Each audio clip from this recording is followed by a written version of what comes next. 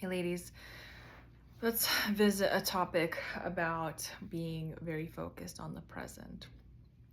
I think especially as like us being in the feminine, I think there's a lot of, they say the person who has the greatest power is the person who's the most present, right?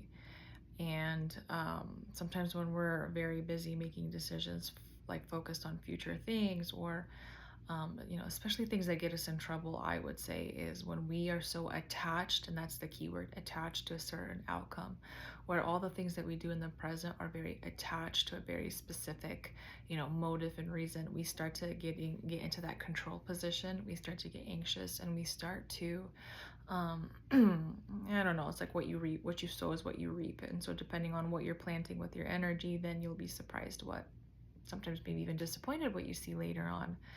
And so the only thing we can really do is focus right now on planting a seed. Of course, we can have a vision for our future. Like, yeah, I want to be married. I want to have a good business. I want kids. I want to move to Carolina, whatever, right? But but sometimes when we get really hung up on this is how my whole life needs to look like, by 20, accomplish this and this school, and then 25, again, there's nothing wrong with having frameworks or a vision, but we're never super attached to anything crazy specific. And I've had plenty of things in my own life where if, 10 years ago, God would have told me I'd have like some kind of coaching business, I'd be like, what? What? Why would I go to school for counseling? What? So if 10 years ago, God told me I'd be marrying some guy from Montana and all these different things that, at the time I would have been like, oh, absolutely not. And now I'm like, oh, thank God, so much more of what I really need, but I only know when I focus in the moment. And so in the previous video I just did that I um, released, I talked about how do I feel right now, because when we get really attached, like let's say there's a guy in front of me and I'm like, okay, he's the one, he must be the one, he goes to church, he does this, he's just that. We judge by these external masculine looking, frameworks and characteristics. We're not going to be able to decipher and discern exactly if this is the perfect guy for me because on paper he looks like this. That's not how God designed us to feel, to discern through our body.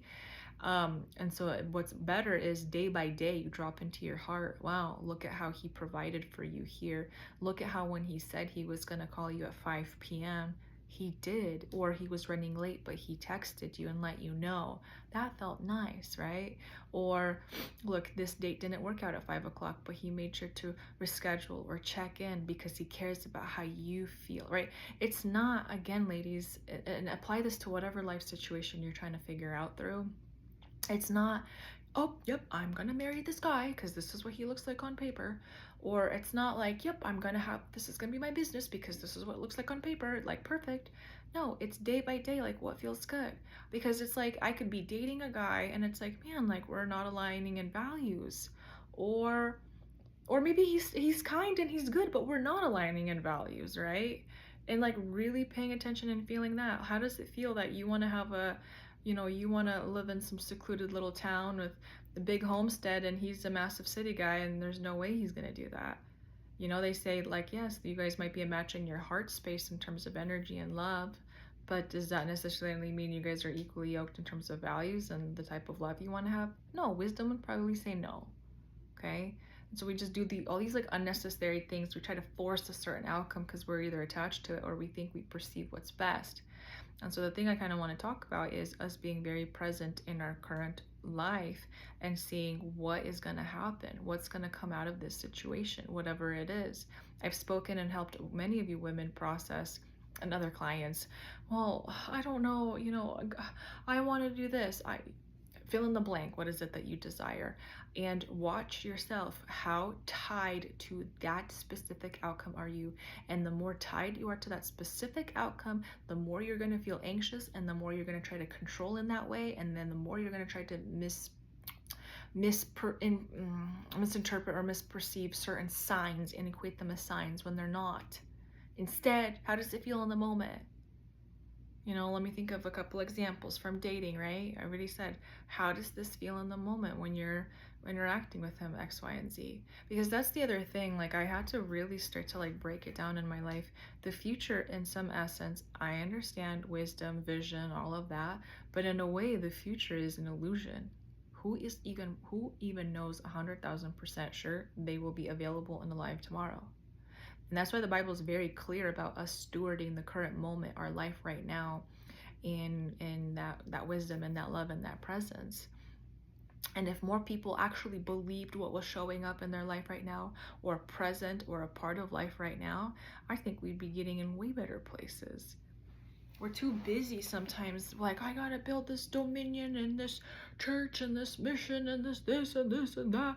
And it's like we forget and neglect everything that's in front of our face and in front of our nose. I mean, I say this really strongly and passionately, and he who has an ear, let him hear type of thing. It's awesome. We can have all these like kingdom ideas of what the kingdom is, but you know what the kingdom really is also? You being in your present moment and stewarding and faithfully being stewards of what you have right now. And kind of like a side note, I remember reading sometimes in the Bible, not the Bible, but like these books about these God's generals and all these things. And I've learned how to like not just believe, accept everything as complete fact, and just be open and curious. And I just remember just had this weird moment where there was this one God's general, or however people called him, and he did a lot of good, I guess, in the world. And I don't know, maybe this is like my female perspective, maybe I'm wrong, I don't know, but he ended up, at the end of his life, he died, and like massive amounts of people came to his life, and they were like, he was amazing, he did this, he helped these orphanages, he paid here, he raised funds here, he did this, he crusaded, he did everything, he did all these things. Again, I'm not saying that's bad, but it was just interesting to see, because at his funeral, like his own kids and family, literally his offspring, his family, were like, wow, we're so glad you guys got to experience my dad like this, because we never did. We didn't even know who he was. He was never at home. He never spent time with us. And sure, I do think that in some ways, maybe, I'm not going to even pretend I know all these topics. I don't. Maybe people have different mandates. We take Bible characters and people have literally different mandates, different mantles, different anointings. I understand that. But to me, man, there's nothing like you stewarding your own family first and foremost. And out of that, things come out. Again, I could be wrong. I could be very wrong, and I'm not judging other like people and pastors, but it's just interesting because I've worked with those kids. I've worked with kids where it's like, yeah, my parents are savior of everyone, of everything, of church or the community, but like they never spend time with us, they never do anything with us, and then what happens with those kids? And I honestly wonder, like I really wonder, like what would Jesus be like if he had a family and kids? Would I be seeing him doing 150,000 crusades and evangelisms every week? I don't know, and I'm not, please hear me wrong, I'm not judging, because I know plenty of people who I can on the outside at least look up and be like, wow, they're great. They seem like great men, great fathers, great a lot of stuff when they're home, and that's good. But I'm talking about like the rest of us normal people. The kingdom, for me, I've realized, isn't just me like going out there and somehow saving 100,000 people and souls, because it's all about the energy.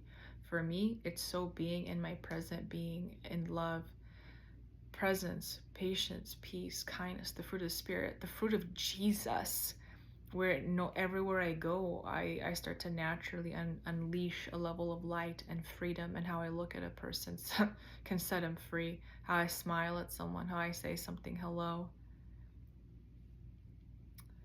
I don't know, I know I have a lot of like very spiritual people here who love God and whatnot, but the only reason I'm kind of calling this out, especially as us females, so again, I don't want to pretend like I know I can interpret men, I can't, but especially as females, sometimes we're so focused on that over there, what that needs to look like, what culturally we've like gotten used to, what saving souls means and whatnot, and the only thing that we can really do is focus on the now, focus on the here, focus on being in my present moment. Focus on peace. Focus on everything that God has for us. Because the truth is, like, I think we also have a lot of theories of like what happens after we die. And I get it. Like, I've heard 100,000 things, and I've gone to a point where I'm like, you know what? I don't know. I think something happens. But right now, this is the abundant life experience that I choose to cultivate and have. And this is what I get to have for sure.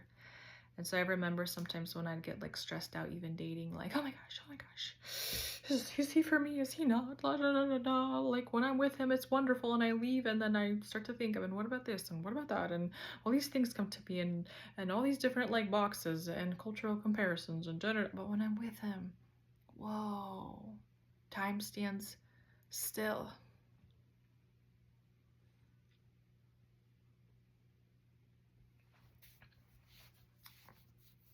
I'm very surprised I teared up.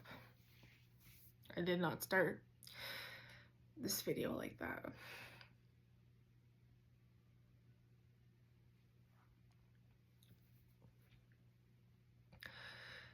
But this is a space where I work with women who are very like go-getters and get things done and save the world and do things and go extra 200% for your boss and your family and all these things, you know.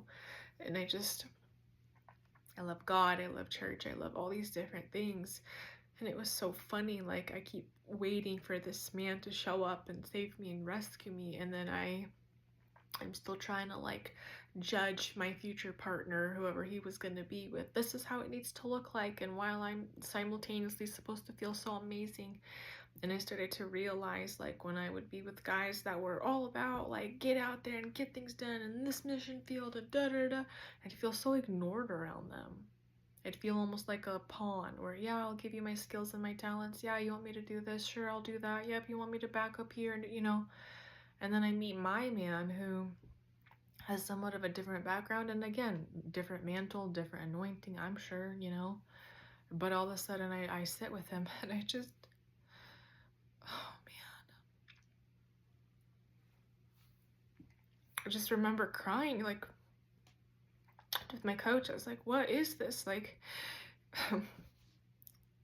he doesn't even know these complicated words I'm using, kingdom. And yet when I'm by them, I'm with this man who in some ways is such a stranger for me and just culturally different. And I'm by him, I'm like, wow. I don't think I've ever felt that. And the only way I can explain it was, this feels like I'm with Christ, with Jesus. He's so present, he's so kind.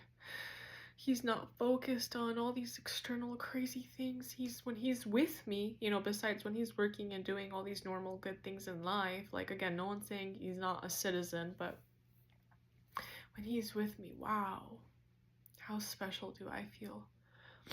And my coach would be like, wow, sounds like you found the Christ man.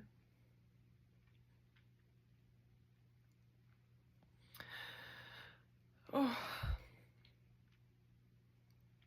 I mean, I'm surprised how vulnerable I am, but not, because